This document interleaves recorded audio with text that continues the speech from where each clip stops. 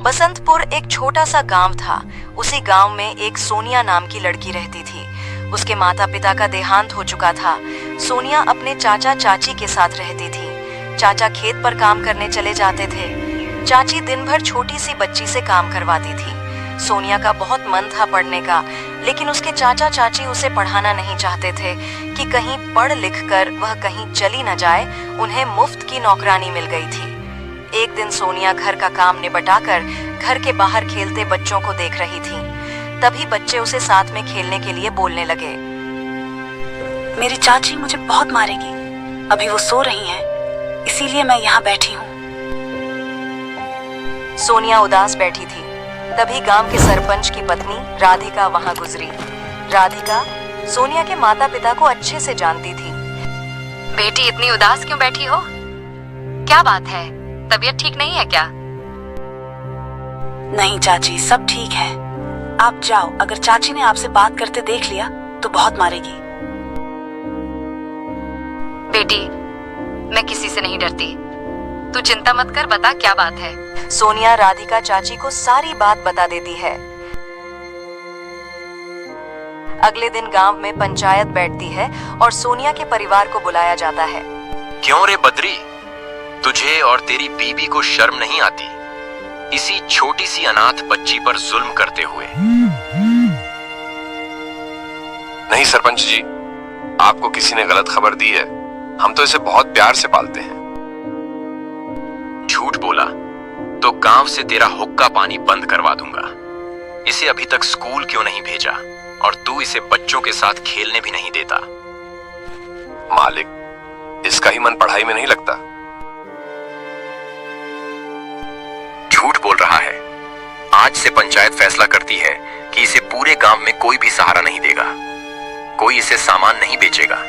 कोई भी इनके परिवार से मतलब रखेगा तो उसका भी हुक्का पानी बंद समझो। वो तो ठीक है, लेकिन अब इस बच्ची का क्या होगा? ये तो और जुल्म करेगा इस पर। हमने फैसला किया है कि इसे मेरी पत्नी राधिका पालेगी।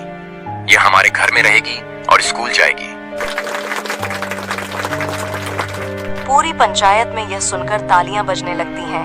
बद्रीनाथ गिड़गिड़ाकर माफी मांगता रहता है, लेकिन पंचायत अपने फैसले पर अटल रहती है। उसी दिन राधिका आकर सोनिया को ले जाती है।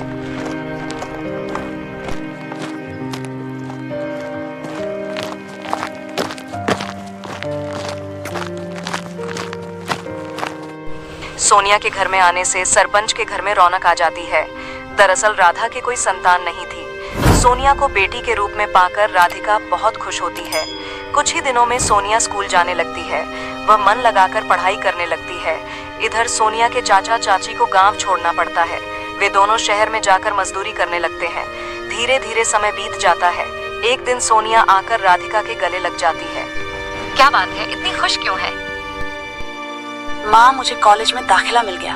अब मैं इंजीनियर बन पाऊंगी। सरपंच और राधा बहुत खुश होते हैं। कुछ ही दिनों में बिंदिया शहर पहुंच जाती है। वहां वह मन लगाकर पढ़ाई करने लगती है। पढ़ाई पूरी होने पर उसे डिग्री मिल जाती है। कुछ ही दिनों में उसे एक कंपनी में नौकरी मिल जाती है। राधा को एक बिल्डिंग बनाने का प्रोजेक्ट मिलता है। एक दिन सोनिया बिल्डिंग की साइट पर देखभाल कर रही थी। तभी पीछे से किसी ने उसे पुकारा। मैडम, मेरे पति बीमार रहते हैं। उनकी देखभाल के लिए मैंने एक दिन की छुट्टी ली थी। यहाँ मेरी जगह किसी और को रख लिया। हम भूखे मर जाएंगे। मैं आगे से छुट्टी नहीं करूंगी। सोनिया पलट कर देखती है तो वह बूढ़ी औरत को पहचान जाती है। यह उसकी चाची थी। उसी समय चाची सोनिया के पैरों में गिर जाती है। सोनिया उन्हें उठाती है। मालकिन, मुझे काम से मत निकालो। मेरा पति मर जाएगा। हम भूखे मर जाएंगे। कहाँ है तुम्हारे पति? मुझे उनके पास ले चलो। चाची सोनिया को लेकर पास ही में बने एक झोपड़े में ले जाती है। अरे उठो, देखो इंजीनियर साहिबा आई हैं। बहुत अच्छी हैं। क्या हुआ इन्हें? मालकिन, मजदूरी करते करते बहुत सी मिट्टी इनके फेफड़ों में चली गई, जिससे इनके फेफड़े खराब हो गए। अरे ये क्यों नहीं कहती? हमारे कर्मों की सजा मिल रही है। हमने एक अनाथ छोटी सी बच्ची, जो मेरे बड़े भाई की आखिरी निशानी थी, उस पर बहुत जुल्म किए, उसी की सजा हमें मिल रही है। गांव खेत मकान सब छूट गया। अब तो बस मौत का इंतजार है। यह कहकर दोनों रोने लगे। चाचा जी, आपने मुझे पहचाना नहीं। मैं वही छोटी सी बच्ची सोनिया हूँ। चलो मैं आपका इलाज करवाऊंगी। आज से आप मेरे साथ मेरे घर में रहेंगे।